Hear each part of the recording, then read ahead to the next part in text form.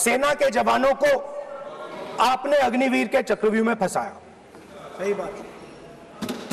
इस बजट में अग्निवीरों के पेंशन के लिए 1 रुपया नहीं है।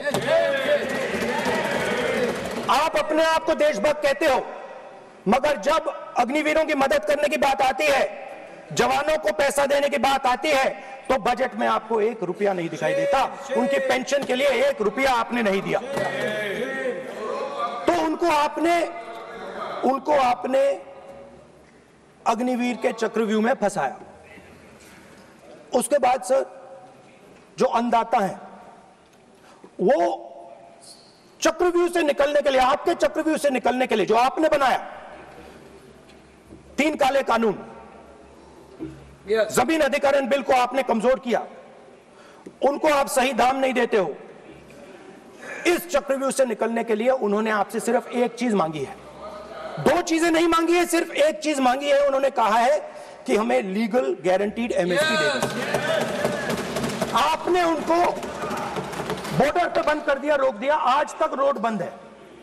आप उनसे बात करने को तैयार नहीं है। वो यहां आए, मुझसे मिलने आए, आप उनको अंदर नहीं आने दे रहे थे। माननीय सदस्य, आप सदन में असत्य नहीं कहे। आप वो सर, आप देखिए, 1 मिनट। हाँ, चलिए,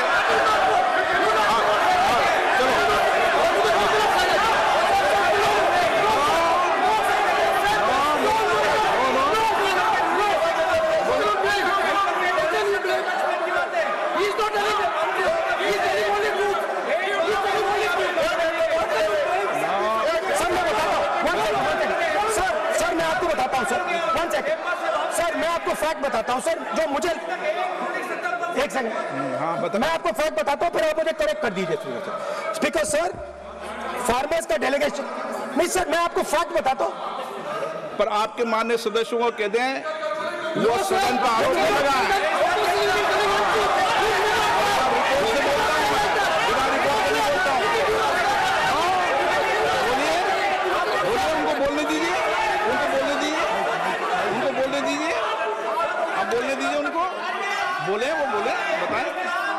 वो बताएं, मैं बताऊंगा। Speaker sir, 1 second. Speaker sir, मैं आपको बताता हूं जो मुझे मालूम है। स्पीकर सर, मैं आपको बताता हूं। बैठिए। स्पीकर सर, हुआ क्या, वहां पे सर मुझसे मिलने एक फार्मर का डेलीगेशन आया। मुझे बताया गया कि फार्मर के डेलीगेशन को अंदर नहीं आने देंगे। मैं उनसे मिलने जब गया, तब उनको अंदर आने दिया गया था।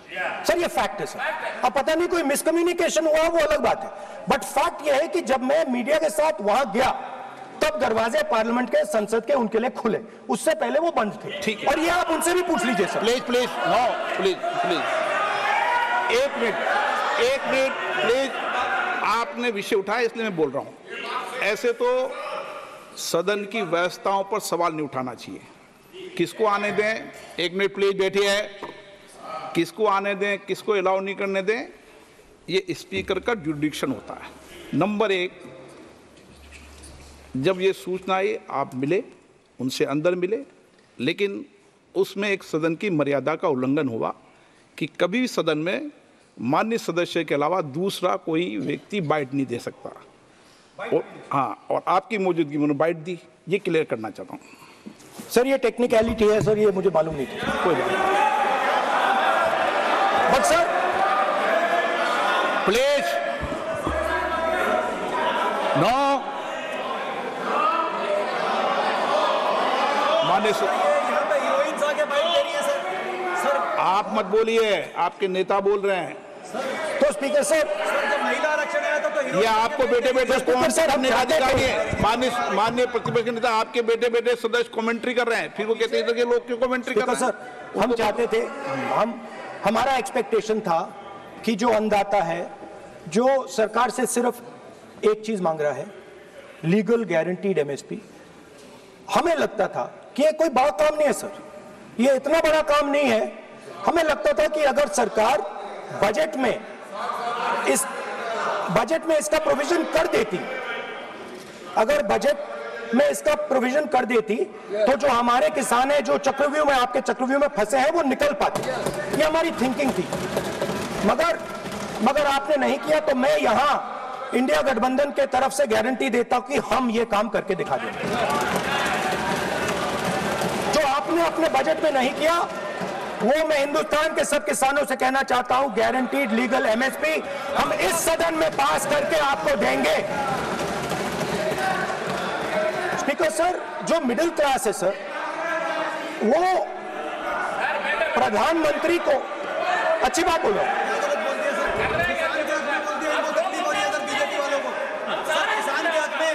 अगर नेता विपक्ष बोल रहे हैं तो आप बैठे बैठे टिप्पणी आप मत करो, आप करोगे तो वो भी करेंगे, आप मत करो, मैं सब साइलेंट करो प्लीज। फिर टिप्पणी कर रहे हो आप, प्लीज माननीय सर मिडिल क्लास जो है वो शायद इस बजट से पहले प्रधानमंत्री को सपोर्ट करता था। जब प्रधानमंत्री ने कोविड के समय उनसे थाली बजवाई थी तो उन्होंने दबाकर थाली बजाई, धड़ धड़ धड़ धड़ धड़ थाली बजा बजाई। हमें अजीब लगा, मगर प्रधानमंत्री ने मिडिल क्लास को ऑर्डर दिया तो मिडिल क्लास ने थाली बजाई। उसके बाद प्रधानमंत्री ने उसी मिडिल क्लास से कहा मोबाइल फोन की लाइट जलाओ, और मोबाइल फोन की लाइट जली। मिडिल क्लास ने, पूरे हिंदुस्तान में मिडिल क्लास ने मोबाइल फोन की लाइट जला दी। अब इस बजट में आपने उसी मिडिल क्लास के एक छुरा पीठ में मारा, दूसरा छुरा छाती में, एक इधर मारा और एक इधर मारा। इंडेक्सेशन जो आपने कैंसिल की वो पीठ में छुरा था, और जो कैपिटल गेन्स टैक्स आपने बढ़ाया वो छाती में छुरा।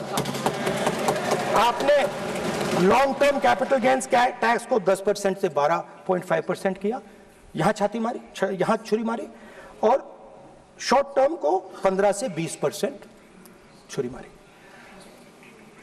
दुख की बात है, मगर इसमें एक इंडिया गठबंधन के लिए एक हिडन बेनिफिट है।